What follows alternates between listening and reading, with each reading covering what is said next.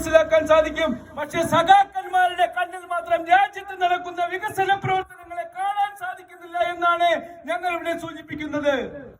ഇവിടത്തെ സംസ്ഥാന ഗവൺമെന്റ് കാണാൻ സാധിക്കുന്നില്ല.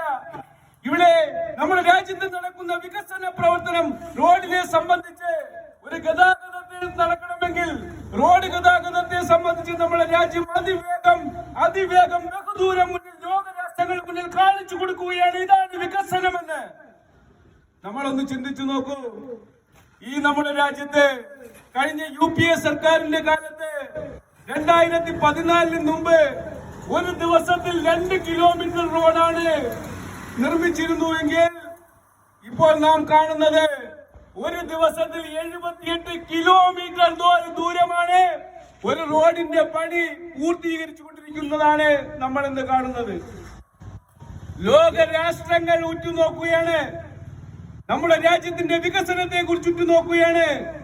ഒരു ദിവസത്തിൽ 24 മണിക്കൂർ കൊണ്ട് 78 കിലോമീറ്റർ ദൂരമുള്ള റോഡ് ഗതാഗതമാണ് പൂർത്തീകരിച്ചുകൊണ്ടിരിക്കുന്നത്.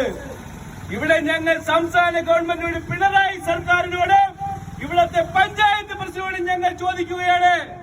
ഇവിടത്തെ സംസ്ഥാന ഗവൺമെന്റ്, ഇവിടത്തെ കരകുളം പഞ്ചായത്തിന്റെ പ്രസിഡന്റ് ഇവിടെ എന്താണ് വികസനം നടത്തുന്നത്? റോഡ് സംബന്ധിച്ച് ഞങ്ങൾ ചോദിക്കുന്നു. ഇവിടെ നടത്തുന്ന വികസന പ്രവർത്തനങ്ങൾ നിങ്ങൾക്ക് പറയുവാൻ സാധിക്കുമോ? ഞങ്ങൾ ചോദിക്കുന്നു. മുല്ലശ്ശേരി നമ്പാട് റോഡിലൂടെ സഞ്ചരിച്ചു പോയാൽ സ്കൂട്ടർ യാത്രക്കാരനാണെങ്കിൽ മറിഞ്ഞു വീഴുന്ന അവസ്ഥ, രാത്രികാലങ്ങളിൽ റോഡിലെ കുഴി കാണാൻ പറ്റാത്ത അവസ്ഥ. രാത്രികാലം കുഴി കാണണമെങ്കിൽ സ്ട്രീറ്റ് ലൈറ്റ് പുനഃസ്ഥാപിക്കേണ്ടതുണ്ട്. സ്ട്രീറ്റ് ലൈറ്റ് സംബന്ധിച്ചാണെങ്കിലോ എത്രത്തോളം ഫണ്ട് ഉണ്ടെങ്കിലും ശരി, ആ ഫണ്ട് ഫലപ്രദമായി വിനിയോഗിക്കുവാൻ ഈ പഞ്ചായത്ത് ഭരണസമിതിക്ക് സാധിക്കുന്നില്ല എന്നുള്ളതാണ് അതിന്റെ വസ്തുത. ഇവിടെ ഞാൻ സൂചിപ്പിച്ചു, സംസ്ഥാനത്ത് റോഡ് ഗതാഗതം സംബന്ധിച്ച് എന്ത് മാറ്റമാണ് സൃഷ്ടിക്കുവാൻ സാധിച്ചത്? അത് താഴേക്കടയിൽ എത്തുന്നത് സംസ്ഥാന ഗവൺമെന്റ് വഴി, ജില്ലാ പഞ്ചായത്ത് വഴി, ബ്ലോക്ക് പഞ്ചായത്ത് വഴി, പഞ്ചായത്ത് വഴിയാണ് താഴേക്കടയിൽ എത്തേണ്ടത്.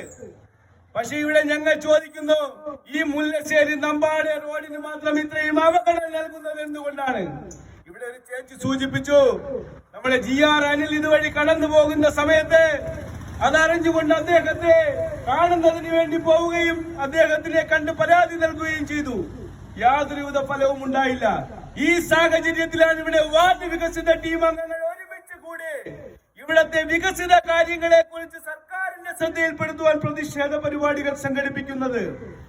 ഇതിവിടെ മാത്രമല്ല, കരകുളം പഞ്ചായത്തിന്റെ എല്ലാ ബുക്കിലും ഇവിടെ എന്താണോ വികസനം സാധ്യമാക്കേണ്ടത് അത് സർക്കാരിന്റെ ശ്രദ്ധയിലും അതുപോലെ തന്നെ